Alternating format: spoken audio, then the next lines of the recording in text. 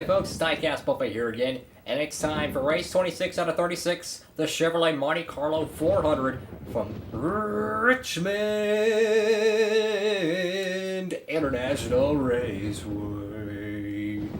And before I do any more butchered noise that's not singing, let's go take a look at the standings. And guys, the points battle, let me tell you, man, we got like, what, 10 races to go, or like 11 races to go. I mean, the points battle is almost a dead heat.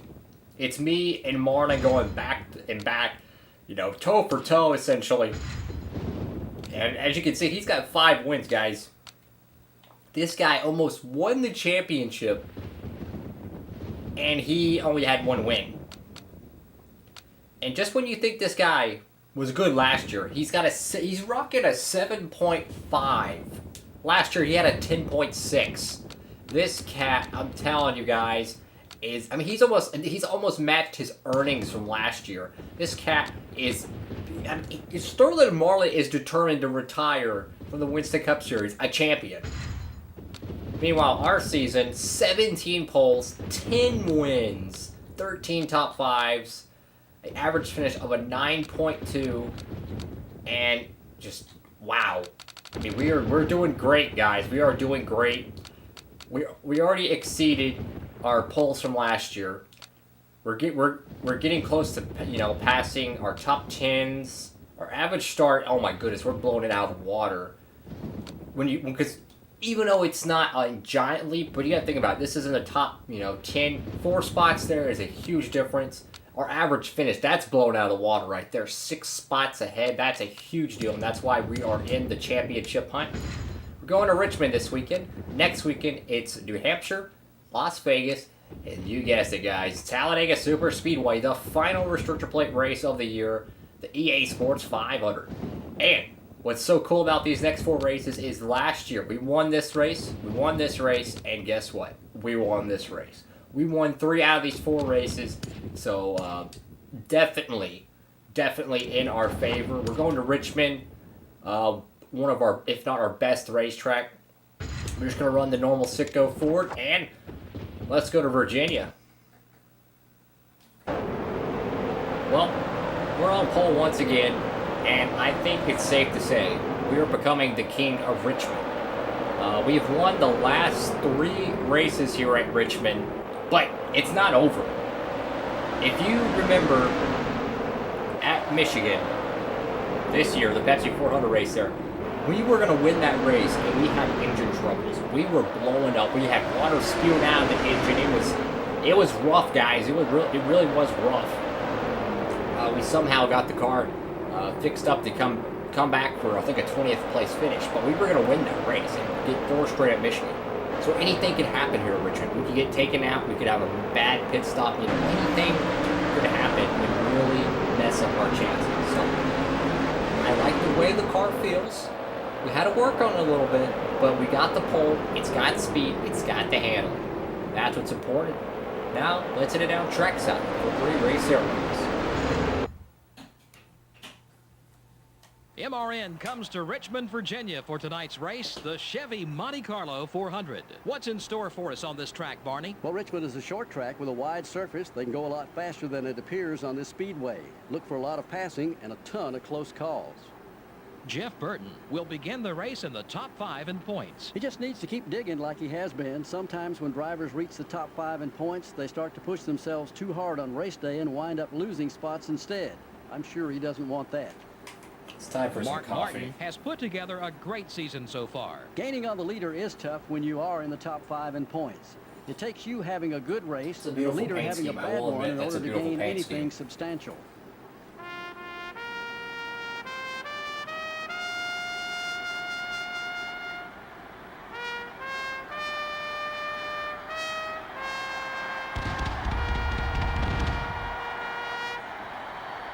Gentlemen, start your engines. Engines are fired here underneath the lights at Richmond. It's, well, looks like a full moon up there. And we got 2 Jack Roush Fords on the front row. Mark Martin and Jeff Burton up there. I should have raced the alternate paint scheme, but hey, I wanted to give Sitco another good, another good race. But anything could happen, guys. I mean, to be honest with y'all, we can't race Richmond. We have to race Sterling Marlin. And I don't see Marlin in the top 10. Marlin has actually been struggling pretty well. Or pretty bad. I have not seen him qualify well at a few of these tracks. And you can see he's probably about 16th. So if we can just come away with a good top 5 tonight at Richmond, we might just have a points lead, guys. I don't know. Let's go for it. Here we go. Green flag out at Richmond. Into one. Car's gonna kind of wash up a little bit.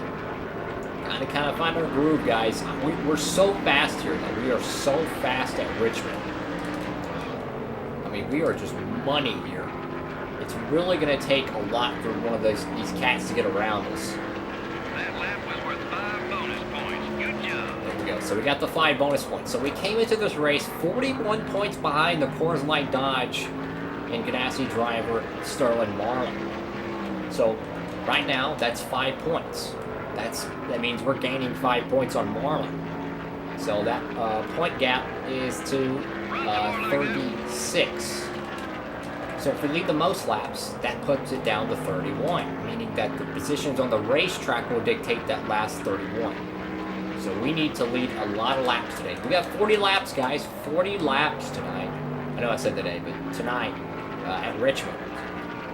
The car's really good. My main thing is, guys, is execute, a lot of these times when you try to, play defense, try not to wreck the car, you end up actually doing worse. But at the same time, I'm not pushing my car. I'm just gonna run my race, take care of, the car, don't get it in the wall, and once it comes down to pit stops, we need to pit at the right time, guys, because if we pit too early, we could really mess up our race.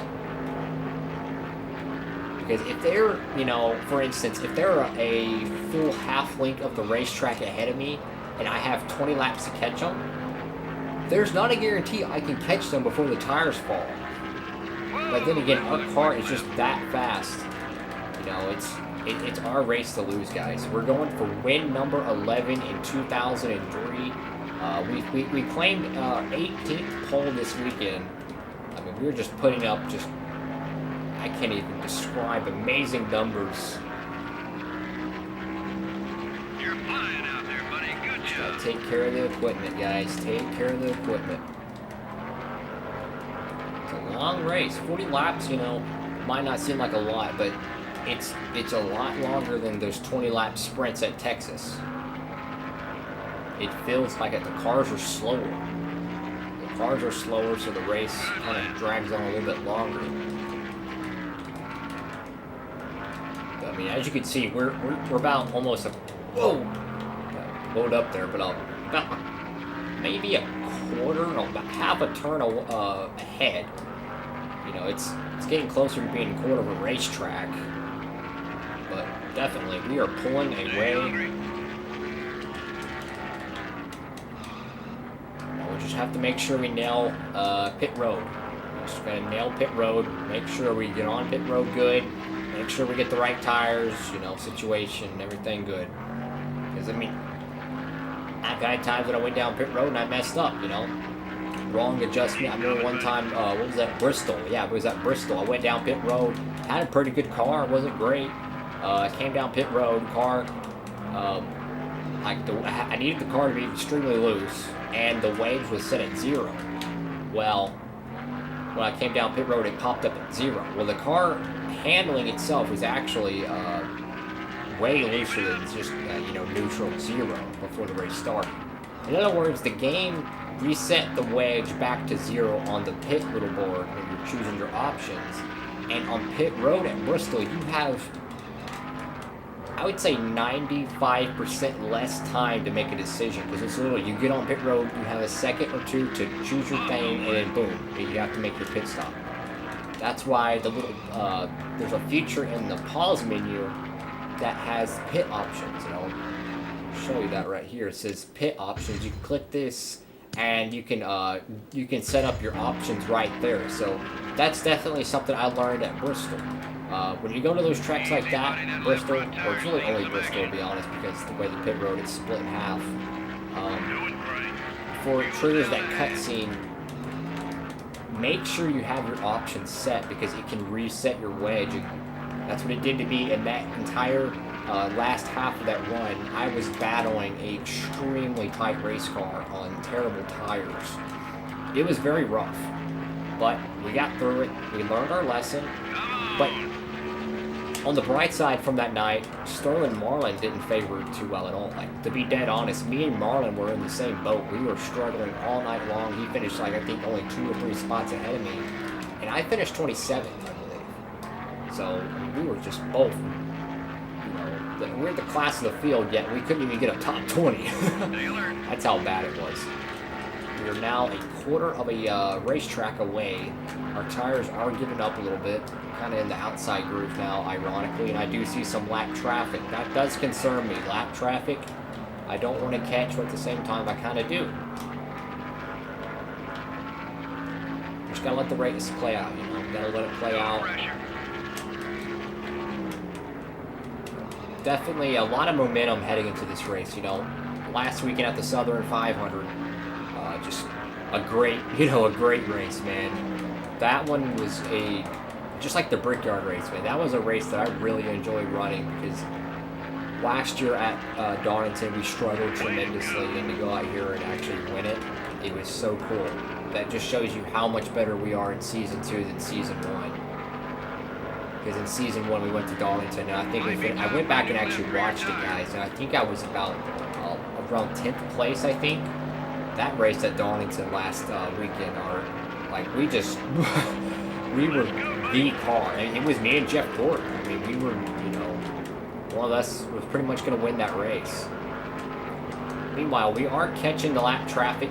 Our fuel mileage, though, honestly, we still got a little bit left in the tank. I want to make sure that we're going to hit halfway. So there's the first group of cars. Remember, we have to pit within the second. You cannot pit in the first group or you'll lose a lot of time.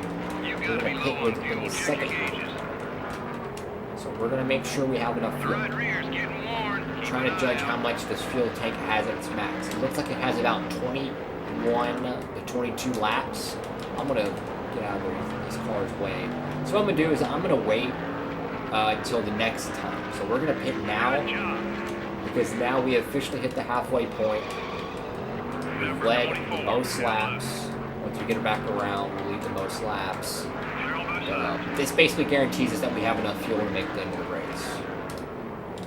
And we're going to come down here and get 4 fresh Goodyears. 4 fresh Goodyears, don't repair damage. Actually, repair, no. Oh, what the heck? And everything looks good. Hopefully, don't mess it up. When we have such a tremendous lead, I don't think it really matters in terms of the pit stop. Like, if we lose 1 or 2 seconds, I think we're okay.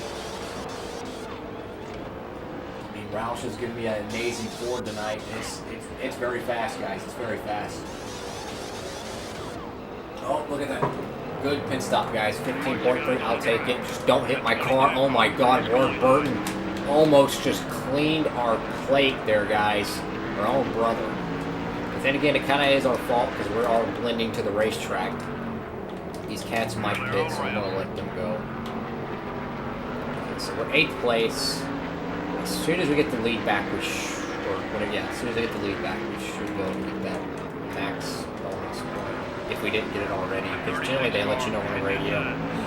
Which is something they need to do in modern NASCAR games, or at least present-day NASCAR games. Oh, sorry, having hiccups. Okay, there we go. Alright, so we are running 6th right now, back in the top 5. Lap 23 out of 40. Once we get out of the turn, I'll give us a top 5 update. Presented by Diecast Buffet. Martin, we're already in 2nd. What?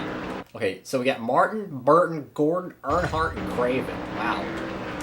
Those are some cool names right there. So Martin's out front. Is he really that far ahead?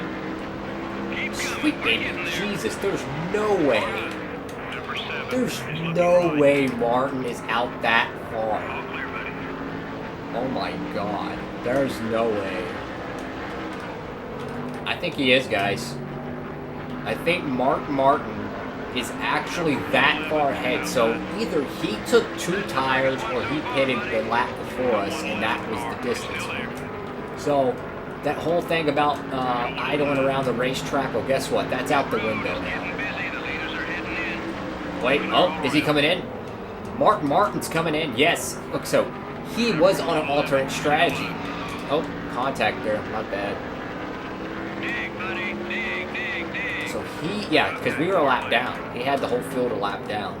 So basically what he was doing there is he was staying out trying to catch a caution. He didn't catch the caution. So, kind of like a Chad Canas strategy, kind of just throwing something out the wall and seeing if it sticks. Trying to catch that caution. He didn't get it, and he's going to lose a lot of position most likely. You're clear. Because everyone's on new tires, so they're running the fastest laps of the race. But he did pit from second, or he was second before the pit sequence. But still, he's going to lose all that time. Not a good gamble. But then again, you got to look at it this way. We're the dominant car. This is our racetrack, pretty much. You have to try something different if you want to be able to win. It's like when you go to these different types of racetracks and just one guy is just dominating all night long. You got to try something different.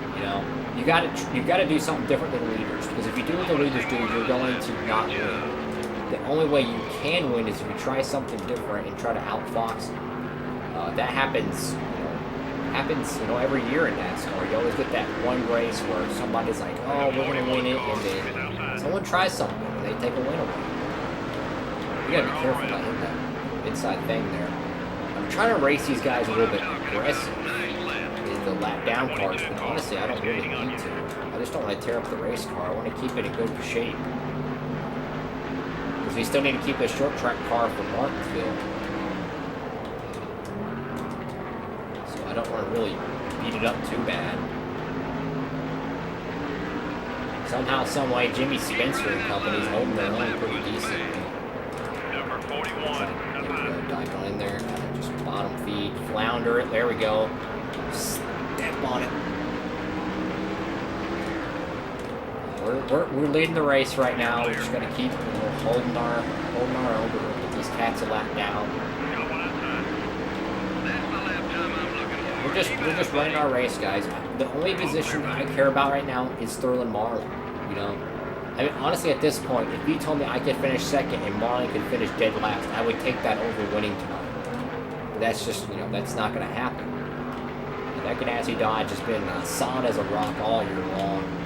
Let's get a top 5 update.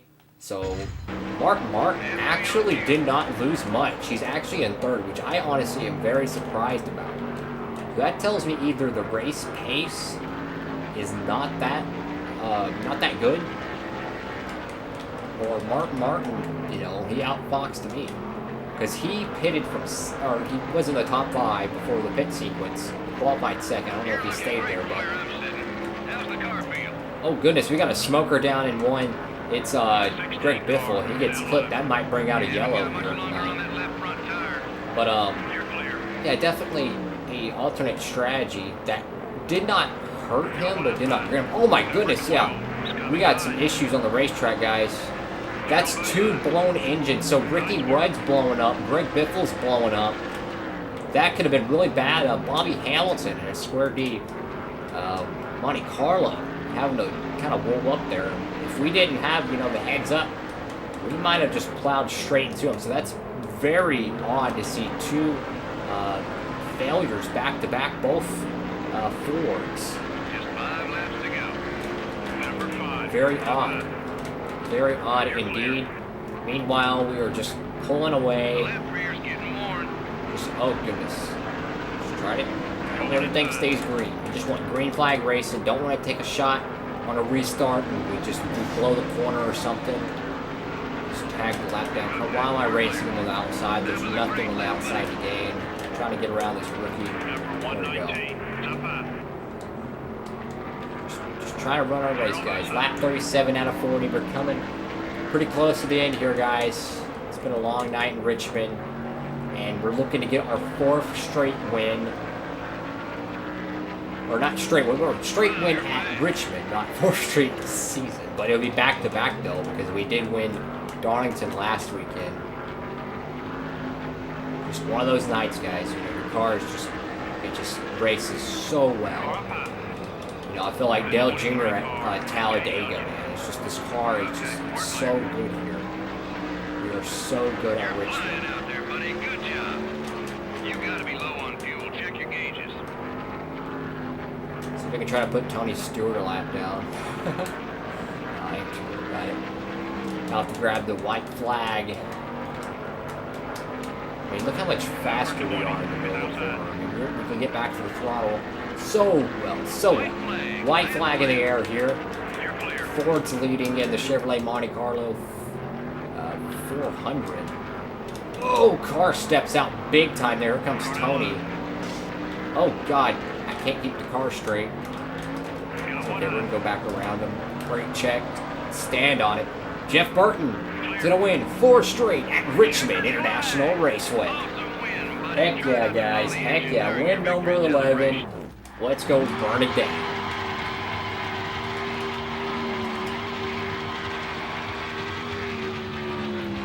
Awesome job, guys. Awesome job. Love this racetrack. Burn it down, man. Burn it down. It's always good to win a race, but to win 4 straight at Richmond, that is pretty cool. 4 straight. And it would have been 4 straight at Michigan too, but we all seen how that happened.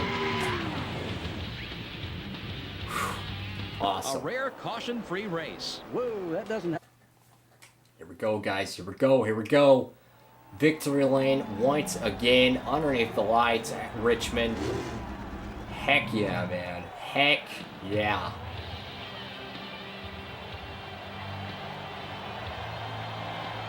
I mean, this is Jeff Burton's track, man. I mean, he's from Virginia, and look at that.